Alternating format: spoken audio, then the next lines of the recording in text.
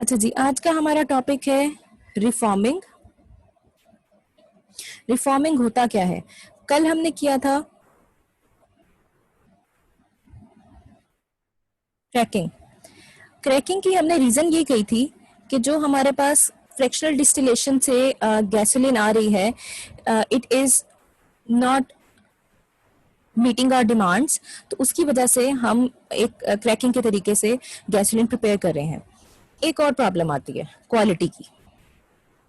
Quality का क्या मतलब है कि हमें सिर्फ क्वांटिटी नहीं चाहिए, हमें बेटर क्वालिटी भी चाहिए।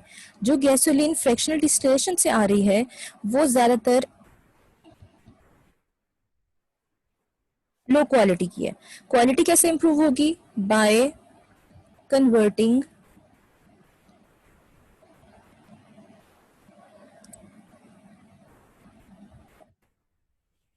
स्ट्रेट चेन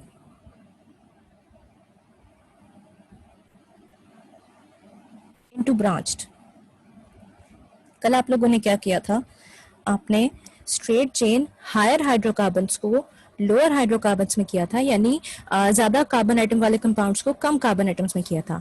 आज वाले टॉपिक में आपने कार्बन नंबर चेंज नहीं करना, आपने सिर्फ उसकी ब्रांचिंग इंक्रीज करनी है। ठीक है? इसमें होता क्या, कितनी क्वालिटी हमें कैसे पता चलेगा कि इस गैसोलीन की क्वालिटी अच्छी है और इस गैसोलीन की बुरी है? इसमें एक आता है, इंजन की एक क्वालिटी होती है नोकिंग। ठीक है? नोकिंग होती क्या है कि कंबस्शन ऑफ फ्यूल स्टार्ट हो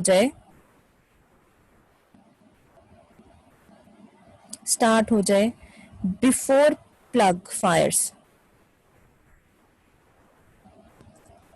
जिन लोगों के घर में बाइक्स वगैरह है ना, उनको इस चीज का आइडिया होगा कि कभी कभी अगर अब्बा या भाई कोई बाइक वगैरह स्टार्ट कर रहे हो तो अचानक से बहुत जोर से ठा की आवाज आती है जो बहुत ज्यादा ना इरिटेटिंग होती है।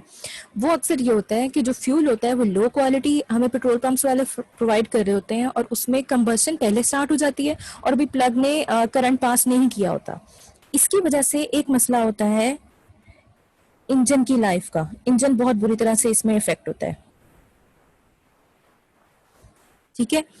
इन दोनों चीजों को कवर करने के लिए फ्यूल की क्वालिटी बढ़ाई जाती है। और फ्यूल की क्वालिटी कैसे बढ़ाई जाती है? Through reforming. ठीक है जी? अब एक कंपाउंड है हमारे पास 2,2,4 ट्राइमिथाइल पेंटेन। ये एक्सपेरिमेंटली वेरीफाइड है कि इसका ऑक्टेन नंबर 100 है। ठीक है? इसमें किसी हमने मैथमेटिक्स में नहीं जाना कि ऑक्टेन नंबर 100 कैसे निकला है, ये सिर्फ एक थ्योरेटिकल टर्म है। इसको ऐसा याद रखना कि ट्राइमिथाइल पेंटेन एक बहुत स्मूथ फ्यूल है फॉर व्हीकल्स और इसका ऑक्टेन नंबर 100 है। अच्छा जी, रिफॉर्मिंग होती क्या है? रिफॉर्मिंग इज, मैं अब यहाँ पे डेफिनेशन लिख रही हूँ रिफॉर्मिंग की। Conversion of straight chain hydrocarbons into branched by heating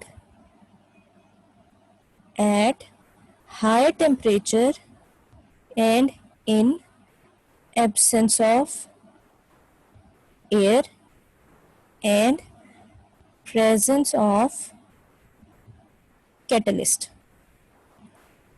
I hope यहाँ तक सबको नजर आ गया कि रिफॉर्मिंग को हम डिफाइन कैसे कर रहे हैं। इससे पहले हमने रिफॉर्मिंग की नीड देख ली, हमने गैसोलीन के साथ प्रॉब्लम देख लिया, हमने एक ऐसा कंपाउंड देख लिया जिसका ऑक्टेन नंबर बहुत ज्यादा है। ऑक्टेन नंबर को सॉरी मैंने डिफाइन नहीं किया।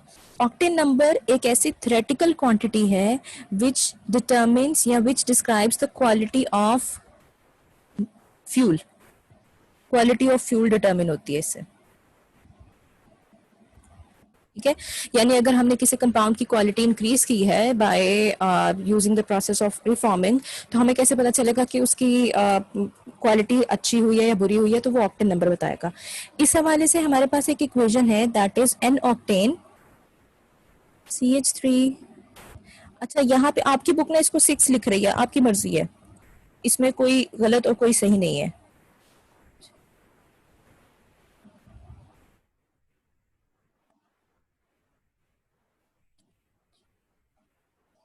ये लें जी, ये 8 कार्बन हो गए। 700 डिग्री सेल्सियस पे कैटलिस्ट की प्रेजेंस में ये कन्वर्ट होगा, पहले पेंटेन बना लो, ठीक है। उसके बाद मैंने क्या नाम लिखा था, 2 2 4, 2 2 एंड 4, ट्राइमिथाइल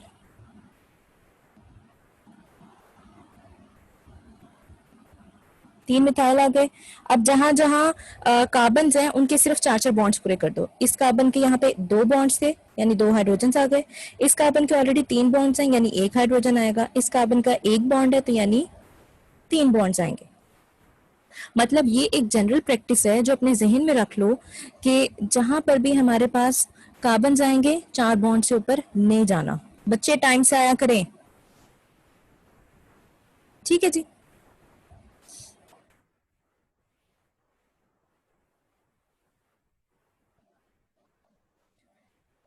रिफॉर्मिंग हो गया। Then we have classification of organic compound. अब क्लासिफिकेशन में बिलियंस ऑफ ऑर्गेनिक कंपाउंड्स हैं हमारे पास। आपने जैसे बायो में देखा होगा, बायो में हम कैसे करते हैं, वी हैव किंगडम, फाइलम, और उसको लोअर करते करते आप नैरो डाउन करते हो, नैरो डाउन करते करते आप स्पीशीज तक चले जाते हो, ऐसे ही है। उसी तरह ऑर्गेनिक कंपाउंड्स में हम बहुत ज़्यादा ब्रॉड क्लासिफिकेशंस करते हैं, फिर हम उसके फंक्शनल ग्रुप्स पे जाते हैं और उसके बाद हम उसके इंडिविजुअल मॉलिक्यूल्स पे जाते हैं। तो अभी जो अब करने लगे हैं that is simply broad classification of organic compounds. अच्छा, अब बेटा कोई ना कॉपी पेंसिल रख के बैठा करो क्योंकि ऑर्गेनिक में आपको नोट करना पड़ेगा। पिछले कुछ सालों में होता रहा है कि ऑर्गेनिक में कुछ ऐसी एग्जांपल्स आती रही हैं जो बुक में नहीं है, तो मैं आपको हर एक कैटेगरी के साथ एक एग्जांपल लिखवाऊंगी, कोशिश करूंगी वो बुक में से हो, लेकिन सारों का वादा नहीं है क्योंकि बुक में बहुत सारी एग्जांपल्स मिसिंग है और मैंने वो खुद से लिखवानी है। कोई पेपर पेन रख के बैठा करो अपने पास ताकि आप लोग वो चीजें लिख सको। और कल का लेक्चर इतने बच्चों ने देखा नहीं है जितनों ने मुझे अटेंडेंस भेज दी है अपनी। इस चीज का ध्यान रखा करें, ये सब आप लोगों के लिए हो रहा है, इसमें किसी का कोई फायदा नहीं और कोई नुकसान नहीं, और धोखा मुझे थोड़ी दोगे, अल्लाह को दोगे। अच्छा जी, एक जनरल क्लासिफिकेशन, ये organic compounds, OC is for organic compound, ठीक है। ऑर्गेनिक कंपाउंड दो तरह से हो सकते हैं, एक हो सकते हैं ए साइक्लिक। ए साइक्लिक का मतलब है स्ट्रेट चेन या ओपन चेन, और साइक्लिक, साइक्लिक का मतलब है क्लोज्ड, जिससे आपकी ज्योमेट्रिकल शेप्स होती हैं, और इसका मतलब है ओपन, ठीक है। अब ओपन में हमारे पास दो तरह से आते हैं, एक आती है स्ट्रेट और एक आती है ब्रांच्ड। साइक्लिक के बारे में अभी बात नहीं कर रही, ठीक है। मैं इस जगह पे बना रही हूँ ओपन चेन लिख रही हूँ, स्ट्रेट लिख रही हूँ और ब्रांच लिख रही हूँ। स्ट्रेट का क्या मतलब होगा, जिस तरह अभी हमने एन ऑक्टेन बनाया था ना, एक कार्बन के साथ दूसरा, दूसरे के साथ तीसरा, चौथा, पांचवा, छठा, यानी कि यहां पर सिर्फ हाइड्रोजन होंगे, ये सब हाइड्रोजन हैं, कोई कार्बन दूसरे कार्बन के साथ साइड से नहीं लगेगा, ये है स्ट्रेट चेन। अच्छा, अब कुछ बच्चे कंफ्यूज होते हैं, सपोज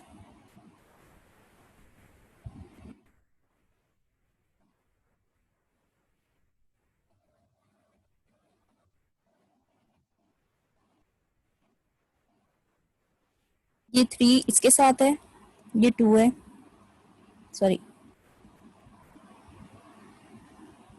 ये भी 2 है, ये भी 2 है, ये भी 2 है, ये भी CH2 है, ये भी CH3 है। अब बच्चे कहेंगे मिस ये तो क्लोज चेन बना दिया आपने। यही पॉइंट समझाने की कोशिश कर रही हूँ, जब तक ये दो कार्बन्स वापस आपस में अटैच नहीं होंगे तब तक ये स्ट्रेट चेन ही रहेगा, ये अलग रहेगा। खुद देखो, ये कार्बन इसके साथ अटैच है, ये आगे इसके साथ अटैच है, ये इसके साथ है, मतलब एक कार्बन आगे फर्दर एक के साथ अटैच है। ये अगर सेंटर वाला कार्बन ले रहे हो तो वो दो के साथ अटैच है, लेकिन बिल्कुल स्ट्रेट चेन्स में, आपस में ज्यादा थर्ड बॉन्डिंग नहीं जा रही है, ठीक है। इस चीज का ध्यान रखना है, लाजमी नहीं है कि आप सीधा ही बनाओगे तभी वो स्ट्रेट चेन आएगा। स्ट्रेट चेन सिंपली मींस कि एक कार्बन अपने आगे पीछे बॉन्ड बना सकता है but not sideways, sideways bonds नहीं बनेंगे। इसका दूसरा मतलब ये भी बनता है जो मैं बच्चों को बता देती होती हूँ, straight chain saturated compounds means कि एक कार्बन टर्मिनल जो है,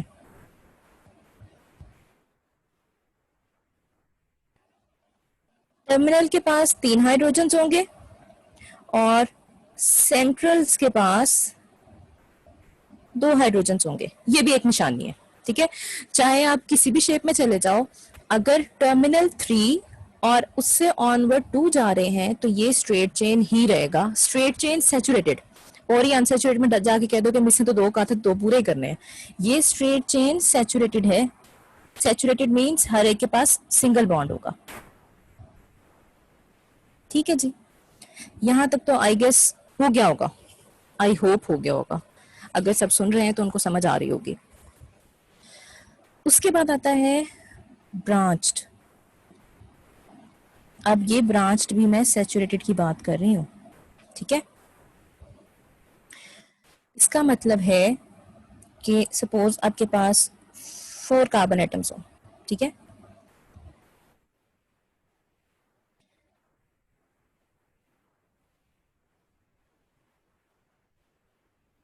अच्छा जी, उन 4 कार्बन एटम्स में देखिएगा,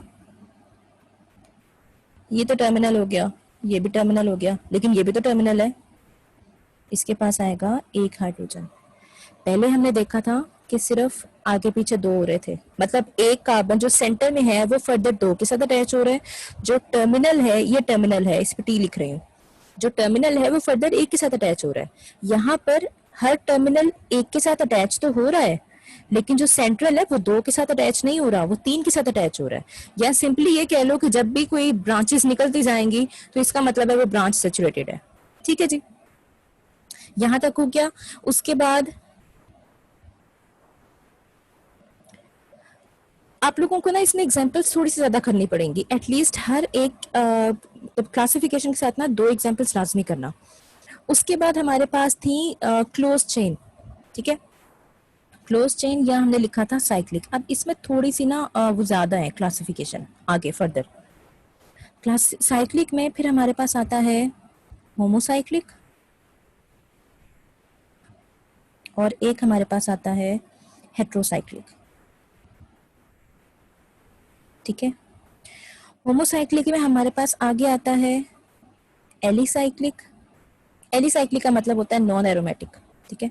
और एक आता है एरोमेटिक। मैं इसके साथ ही नीचे लिख रही हूं, इसको नॉन एरोमेटिक भी कहते हैं, ठीक है जी। उसके बाद हेट्रोसाइक्लिक में हमारे पास सैचुरेटेड आएगा,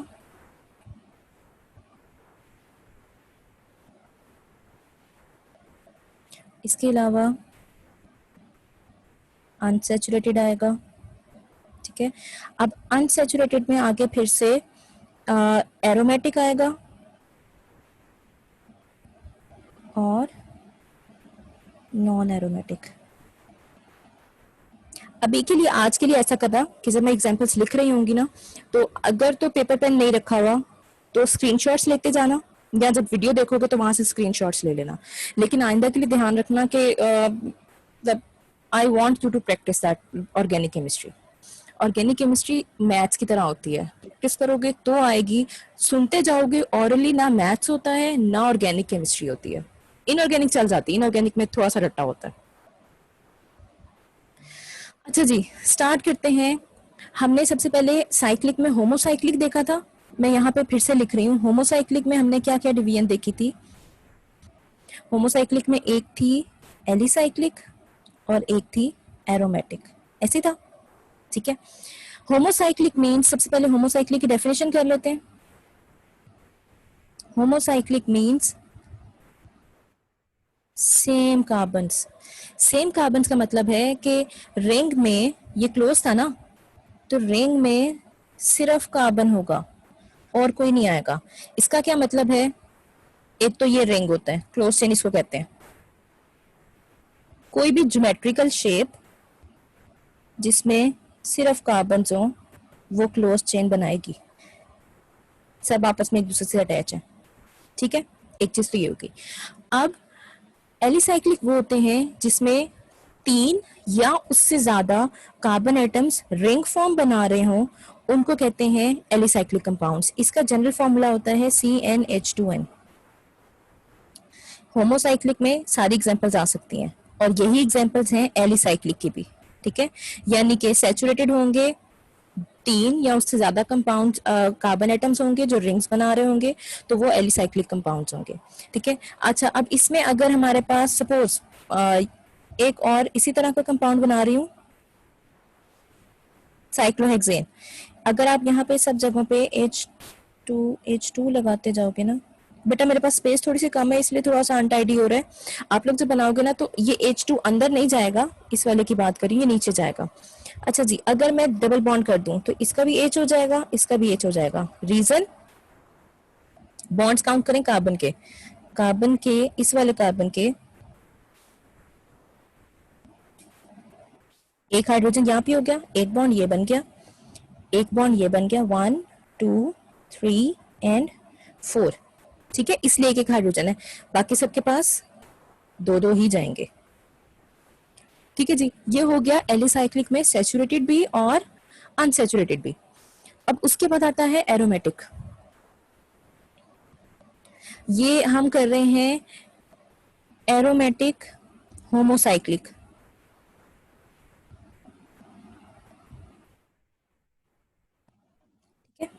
एरोमेटिक होमोसाइक्लिक का मतलब है एक तो सारे कार्बन होंगे, ये बात तो हो गई। Aromaticity means alternate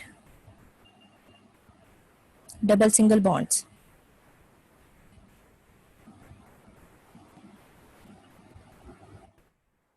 alternate double single bonds का क्या मतलब है, अगर ये वाला बॉन्ड सिंगल है ना तो ये डबल होगा, ये सिंगल है तो ये डबल होगा, ये सिंगल है तो ये डबल होगा। ये टिक मार्क मतलब कंपाउंड की नहीं है, समझाने के लिए लगाए हैं। यहां तक बात क्लियर हो गई कि हर वो कंपाउंड या at least one benzene ring, benzene इसी को बोलते हैं, यही बेंजीन है। कहीं पे मैं ऐसे बना रही हूंगी, कहीं पे मैं ऐसे बना रही हूंगी, ठीक है। हर वो कंपाउंड जिसके अंदर ऑल्टरनेट डबल सिंगल बॉन्ड्स आएंगे, that would be an aromatic compound, ठीक है। अब एरोमेटिक कंपाउंड्स में हमारे पास, अच्छा यहाँ पे एक बोर्ड का क्वेश्चन भी है, हो सकता है कि मैं ये टॉपिक आज कंप्लीट ना कर सकूं, सिर्फ एक आध मिनट और लूंगी क्योंकि हमने आगे फिर अटेंडेंस भी लेनी है, ठीक है। एरोमेटिक कंपाउंड्स में आगे डिफरेंट टाइप्स आती हैं। एक आता है एरोमेटिक विद साइड चेन।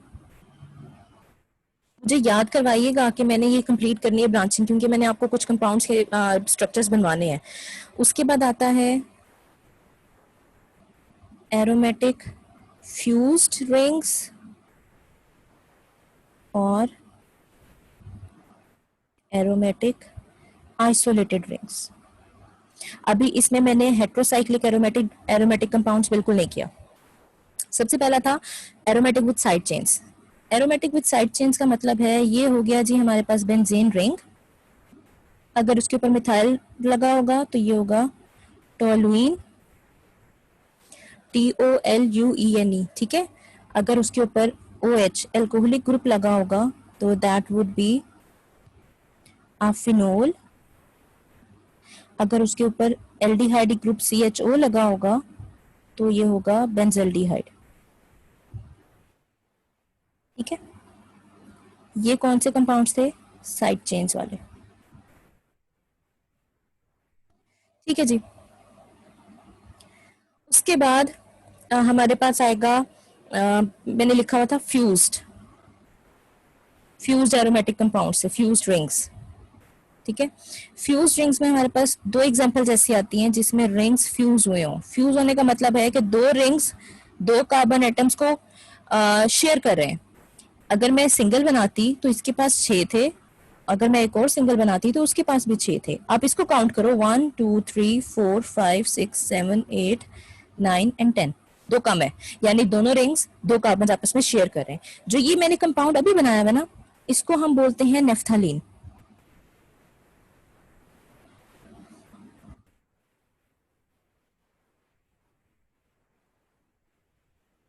और इसके अलावा अगर आप 3 रिंग्स मिला दो, मतलब कुछ इस तरह की चीज हो जाए, तो ये स्ट्रक्चर हो जाएगा एंथ्रासीन का।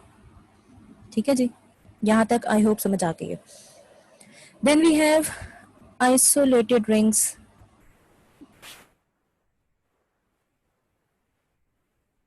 आइसोलेटेड बेंजीन रिंग्स कह लो।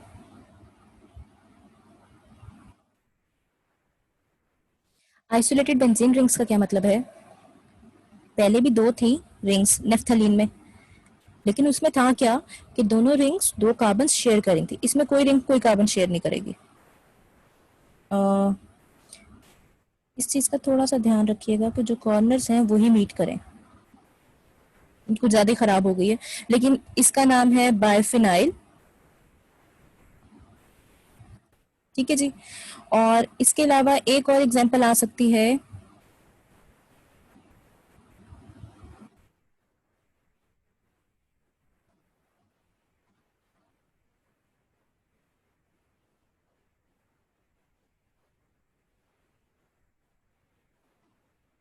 बायफिनाइल मीथेन। ठीक है। अच्छा, अब एक चीज यहीं पे बता रही हूँ क्योंकि ये आगे सारी उम्र चलनी है। फिनाइल किसको बोलते हैं? C6H5 को। ये फिनाइल है। C6H6 हो जाएगा तो ये बेंजीन है। ये थोड़ा सा ज्यादा ही खराब हो गया।